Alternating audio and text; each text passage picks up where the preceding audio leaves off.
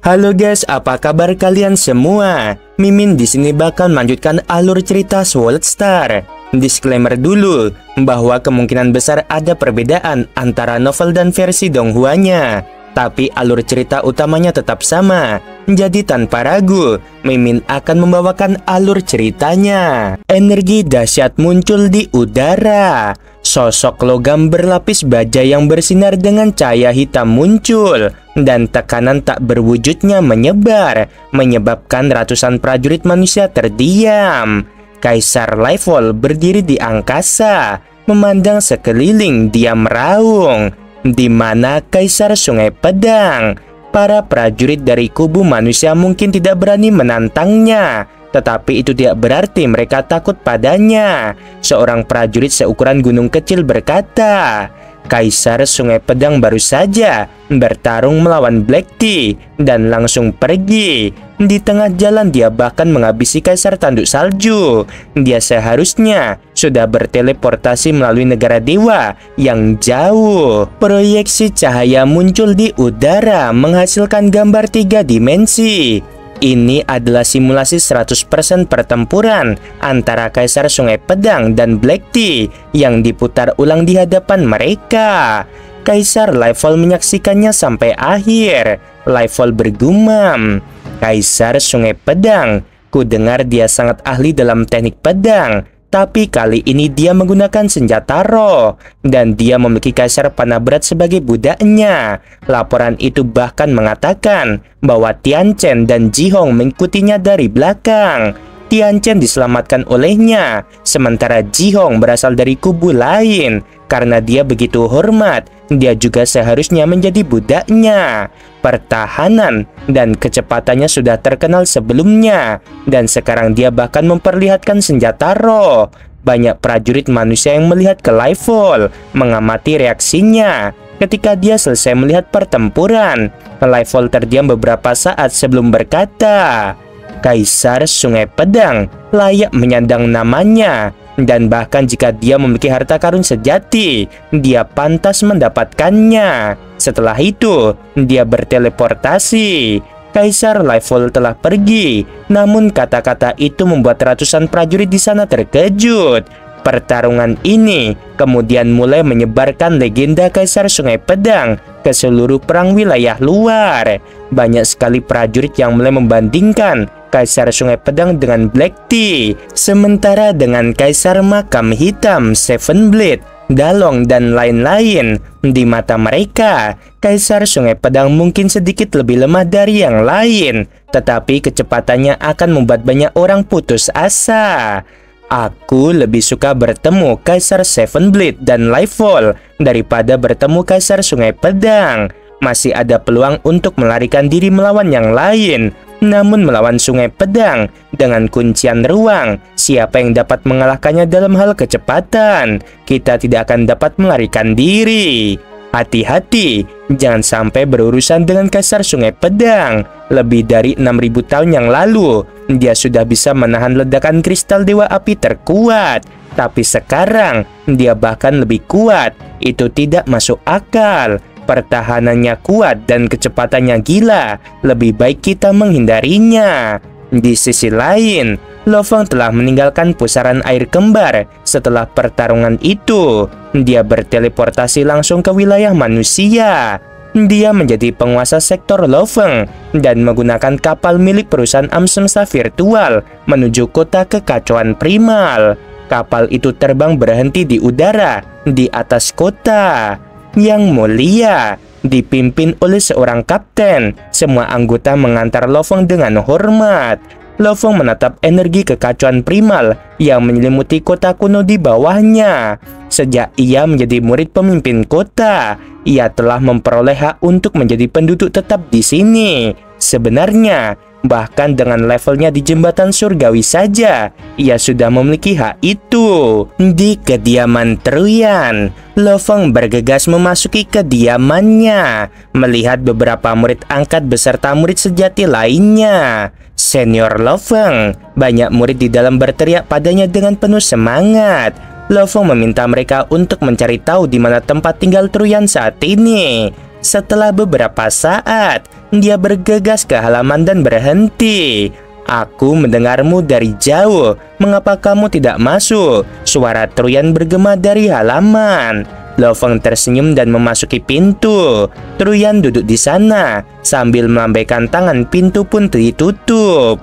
Apakah kamu datang menemuiku tanpa membawa apapun? Truyan duduk di sana dan menatap Lo Feng, tampak dingin dan acuh tak acuh. Namun Lo Feng tersenyum dan dengan jentikan tangannya mengacungkan sebotol anggur merah.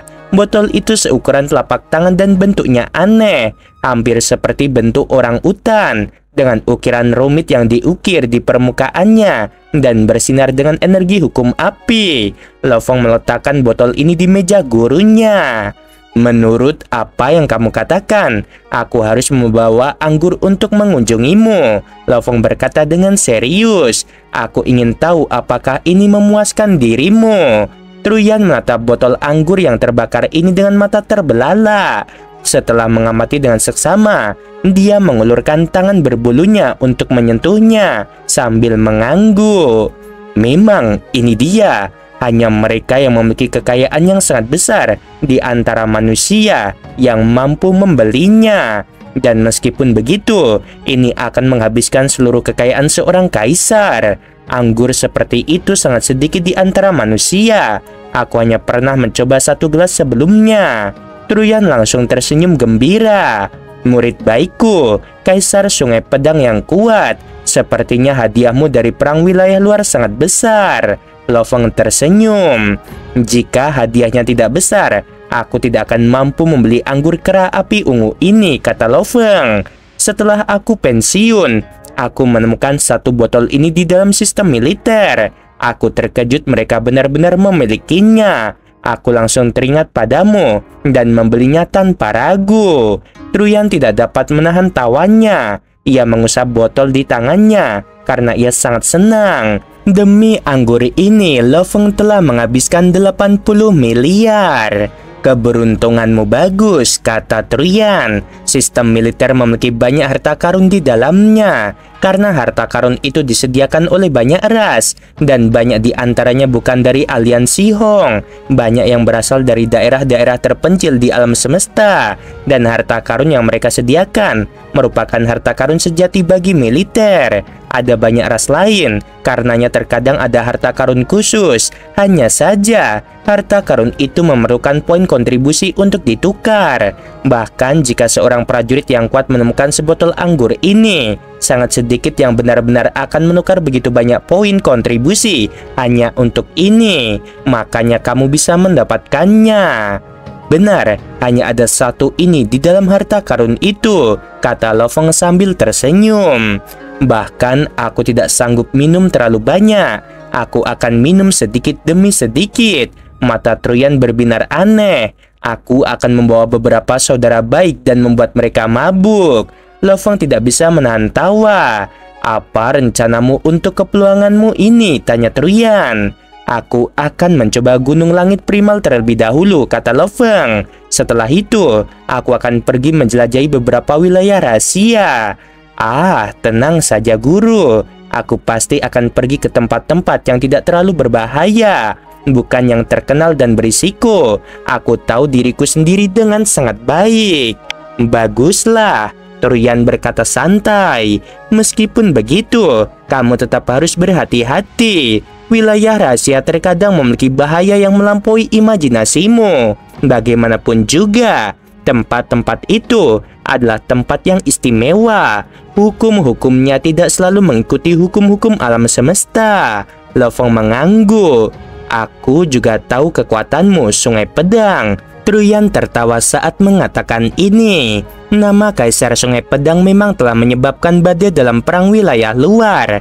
Dia sangat terkenal sekarang, dan bahkan di antara kaisar manusia, dia adalah salah satu yang teratas. Mereka yang lebih kuat dari Kaisar Sungai Pedang sangatlah sedikit. Selain Truyan dan Kaisar Bulu Langit, serta kaisar tak terkalahkan lainnya yang telah hidup selama triliunan tahun. Selain itu, tidak ada satupun. Dalam hal generasi muda, hanya Kaisar Seven Blade dan Meng Shui, serta beberapa lainnya yang bisa dibandingkan. Kamu harus merahasiakan identitasmu. Troyan menegaskan, aku berani tinggal di sini karena aku telah memblokir semua pemindai di sini. Dan ini adalah wilayah milik pemimpin kota kekacauan primal. Lo Feng mengangguk. Pergilah ke Gunung Langit Primal, Troyan tertawa. Sudah beberapa ribu tahun berlalu, aku sering mendengar orang lain berdiskusi tentang bagaimana kamu belum melakukan apapun. Itu membuat banyak prajurit kuat tidak senang. Berdiri di atas yang lain tanpa kekuatan. Wajar saja mereka tidak senang karenanya. Jika kamu sudah selesai dengan Gunung Langit, ikutlah minum denganku. Troyan memeluk botol anggur kera api. Baiklah, aku akan pergi ke sana sekarang. Lo Feng duduk di hadapannya dan menutup matanya, terhubung dengan alam semesta virtual. Ketika Lo Feng muncul, ia terbang menuju yang tertinggi dari ketiga gunung. Karena ia adalah anggota wilayah primal, ia tentu saja dapat mencobanya. Di kaki gunung yang megah, 3 siluet duduk bersila, memainkan permainan yang tak terlihat. Ketiga siluet itu tampak berkarat saat mereka berdiri. Manusia banteng yang tinggi dan tegap itu menatap Lo Feng, lalu tertawa terbahak-bahak. Jadi itu yang mulia Lo Feng. Meskipun kamu adalah murid pemimpin kota, kamu terlalu percaya diri untuk mencoba Gunung Langit penguasa sektor. Kepala banteng, apa yang kamu katakan? Dia adalah yang mulia Lo Feng. Apa yang tidak bisa dia lakukan? Si manusia kera menimpali. Yang mulia, apakah kamu akan mulai? Wanita ular itu meliriknya. Tatapannya hampir seperti air. Lo Feng tertawa. Ini terasa sangat familiar. Aku akan segera memulainya. Lo Feng tersenyum dan sebuah perisai muncul di tangannya. Itu adalah senjata dewa binatang. Bertarung di alam semesta virtual, mutiara menaranya, sayap sawu, peta bintang, semuanya hilang secara alami. Bahkan hal-hal yang meningkatkan kekuatannya seperti baju besi jenderal dan jiwa jenderal pun hilang. Yang dimilikinya hanyalah tubuh penguasa sektor normalnya, yang mirip dengan semua jenis penguasa sektor. Tetapi satu-satunya perbedaan adalah kemauan keras dan kekuatan kesadarannya. Sebuah proyeksi dewa binatang muncul di udara. Dewa binatang yang besar melolong dan menyerbu ke depan, mencabik-cabik manusia banteng, menginjak-injak manusia kera, dan mencambuk ekornya ke wanita ular. Pertarungan itu berakhir seketika. Dia telah melewati kaki gunung. Bagian ini memang mudah. Lo Feng melangkah maju. Dia sudah lupa bahwa saat pertama kali menjadi penguasa sektor, dia bahkan tidak bisa melewati level ini. Namun selama lebih dari 7.000 tahun dalam perang wilayah luar, dia telah meningkat pesat. Bagian tengah gunung juga sangat mudah. Di puncaknya, ia mengalami sedikit kesulitan, namun dengan tekadnya yang kuat, saat ia menjadi serius, melepaskan cambuk ekor terkuat dari dewa binatang, memungkinkannya untuk berhasil. Selamat yang mulia Lo Feng, kamu telah melewati Gunung Langit Primal penguasa sektor. Manusia manapun yang mampu melewati ini, pastilah seorang jenius mutlak dari 10 juta era. Hanya mereka yang mampu melewati ini yang dapat dianggap sebagai puncak kejeniusan dalam sejarah umat manusia. Berita ini seperti tornado, menyebar dengan sangat cepat. Di jembatan surgawi, di pulau tengah yang indah, penjaga Bevin berdiri di sana selama triliunan tahun, menjaga bagian depan. Lo Feng muncul di sana, membuat Bevin langsung tersenyum. Yang mulia Lo Feng, sudah lama sekali sejak terakhir kali aku melihatmu. Lama sekali. Aku rindu padamu Bevin, jadi aku datang lagi. Canda Lo Feng. Bevin berkata dengan rasa ingin tahu. Kamu tampak sangat percaya diri. Level mana yang kamu tuju kali ini? Apapun yang aku bisa. Semoga aku bisa bertarung di level 21, kata Lo Feng. Bevin tercengang dan mendapatkan sebuah surat. Apa? Dia melewati Gunung Langit Primal penguasa sektor. Bevin menatap dengan mata terbelalak, berbalik menghadap jembatan. Sepertinya dia benar-benar akan bertarung habis-habisan dengan penjaga level 21. Pejabat tinggi di perusahaan adalah yang pertama mengetahui berita tersebut. Di dalam kota kekacauan primal, di tengah-tengah gurun, Pemimpin kota berseru sambil duduk bersila. Kecepatan peningkatan Lo Feng sungguh cepat, mampu melewati gunung langit. Ini bukan hal yang mengejutkan baginya. Meskipun Lo Feng telah menyebutkan sebelumnya bahwa ia memiliki pemahaman hukum untuk melewati level ke-20, namun melewati jembatan tingkat ke-20 hanya salah satu prasyarat untuk melewati gunung langit. Tidak ada jaminan bahwa dia pasti akan melewatinya, karena selama pertempuran banyak faktor lain yang ikut berperan, seperti teknik, amplifikasi, energi roh, kemauan keras, dan lain-lain. Di atas benua Sungai Darah, benteng kuat Istana Tianxi yang berdiri di atas benua selama berabad-abad yang tak terhitung jumlahnya. Siluet ini tampaknya memiliki banyak ilusi. Dia adalah sosok yang berdiri tegak di perusahaan alam semesta virtual dengan banyak prajurit yang menghormatinya. Dialah pemimpin Istana Tianxi. Dia tertawa terbahak-bahak, bergema di seluruh istana, menyebabkan semua penguasa sektor dan bahkan makhluk andeng di tingkat 1 dan 2 terkejut.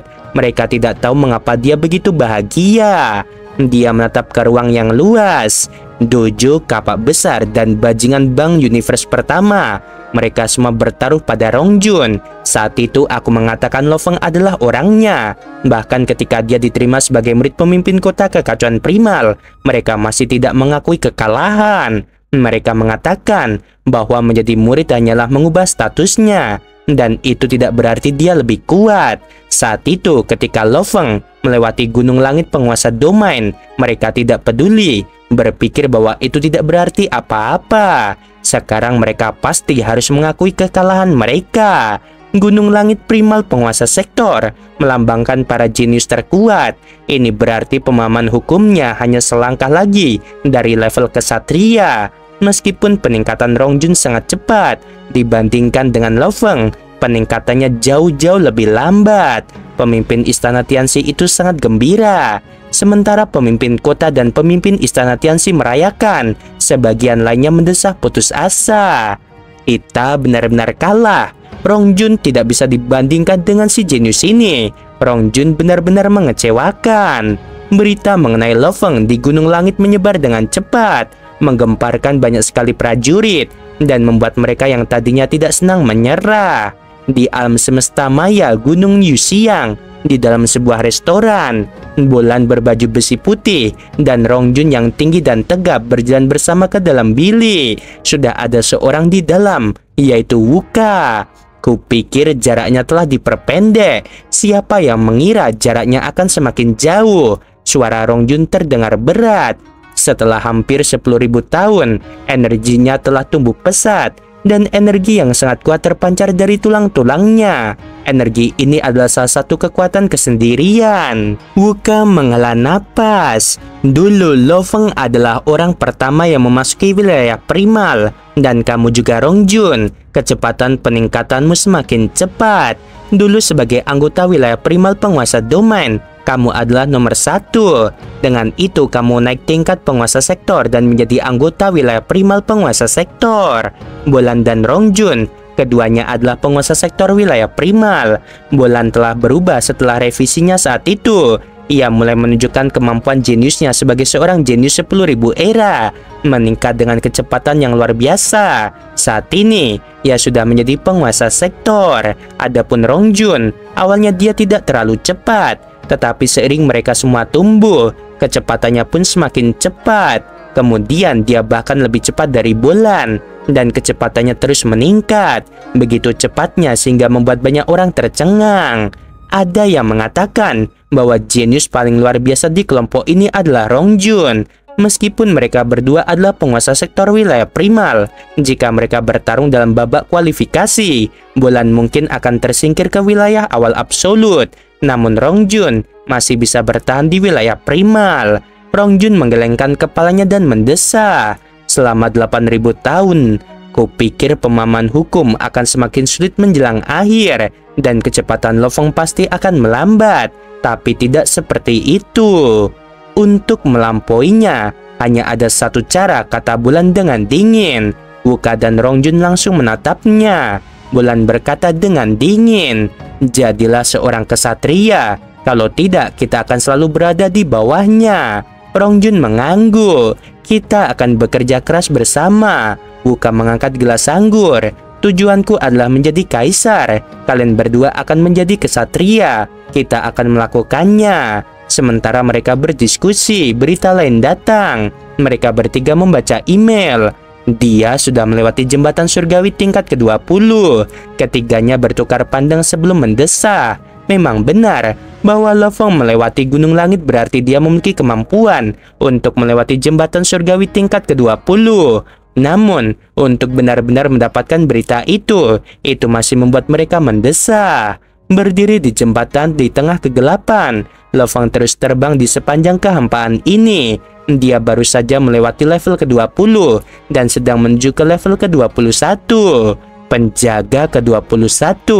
Dia memiliki pemahaman seorang kesatria. Aku ingin melihat apakah energi dunia seorang penguasa sektor akan mampu melawan pemahaman hukum seorang kesatria. Matanya dipenuhi dengan semangat juang. Di tengah kegelapan yang pekat ada keheningan. Jembatan itu membentang jauh ke dalam kegelapan. Hati Lofeng terasa dingin namun tetap membara dengan semangat juang. Truyan dengan berbagai teknik dan sumber dayanya bahkan dapat menandingi seorang kesatria. Namun dia pun tetap tidak dapat menyelesaikan langkah ini. Langkah yang satu ini berarti satu langkah ke surga. Tidak peduli seberapa kuat seorang kaisar, dia hanyalah seorang pejuang yang kuat di alam semesta. Karena para kesatria adalah makhluk absolut yang sejati. Dan pemimpin istana Tianxi dan Siludo adalah makhluk absolut di alam semesta. Adapun pemimpin kota kekacauan primal dan makhluk lain setingkat itu, mereka sudah menjadi makhluk puncak di alam semesta. Level ke-20 hingga ke-21 mungkin terlihat seperti hanya satu langkah. Namun tingkat kesulitan satu langkah ini tidak lebih rendah dari gabungan 20 level pertama.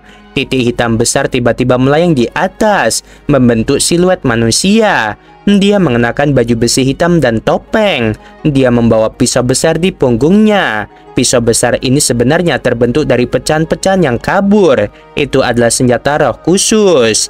Yang mulia Lofeng, merupakan kehormatan bagiku untuk bertemu dengan penantang penguasa sektor. Sang penjaga berdiri di atas lubang hitam dan melayang. Merupakan suatu kehormatan bagiku untuk bertarung melawan penjaga ke-21.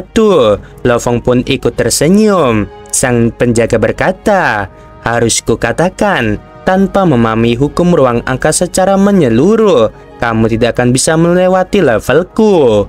Yang mulia, silakan bergerak. Begitu aku menyerang, kamu tidak akan punya kesempatan.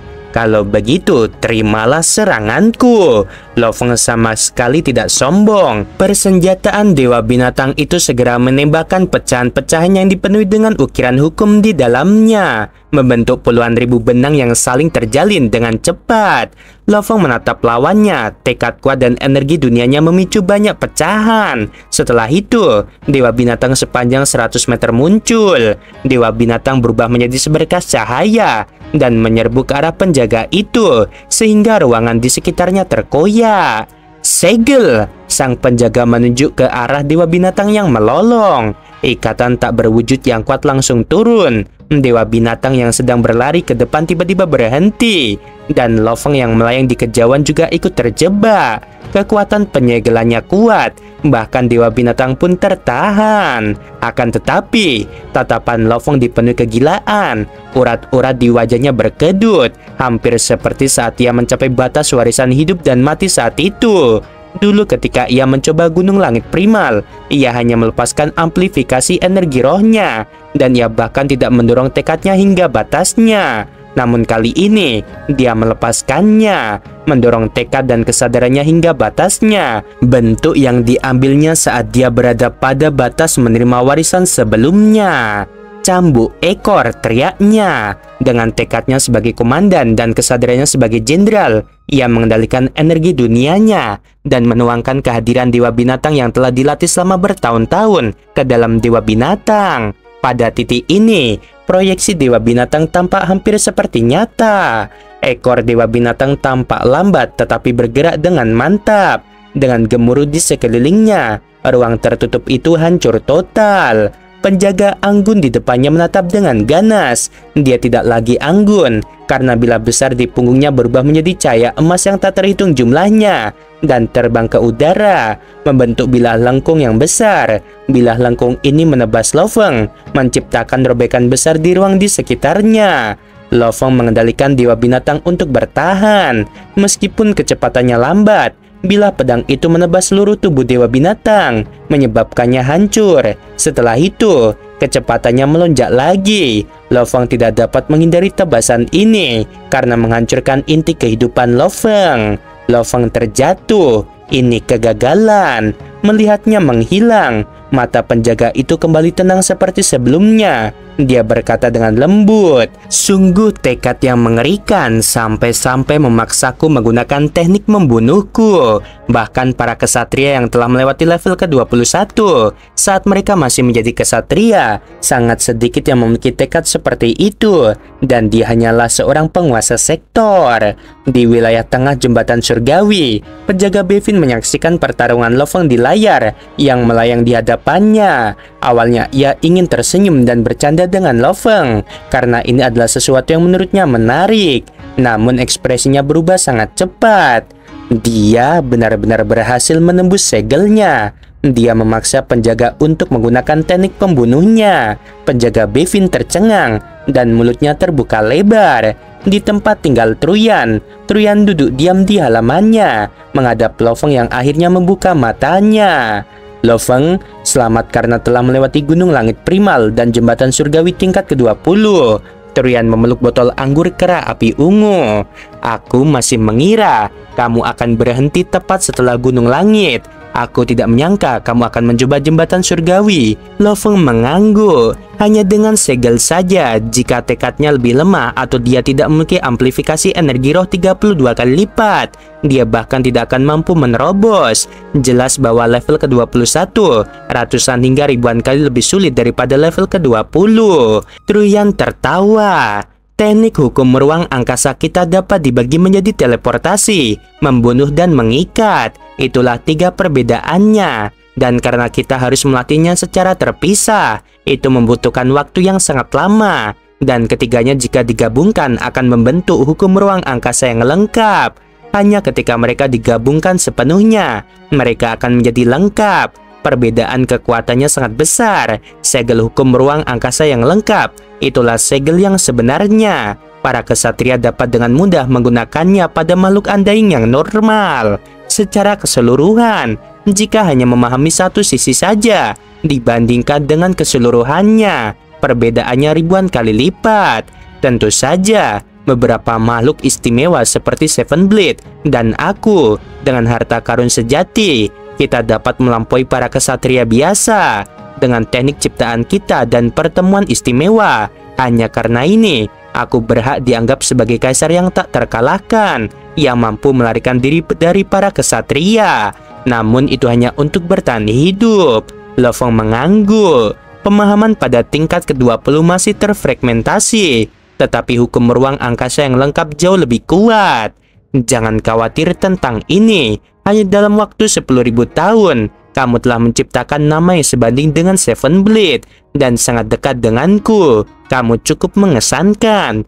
Jika kamu keluar dan mendengarkan, kamu akan menyadari bahwa sekarang semua orang di kota kekacauan primal pasti sedang membicarakan dirimu. Siapa peduli apa yang terjadi di luar? Tugasmu sekarang adalah minum bersamaku dan merayakannya.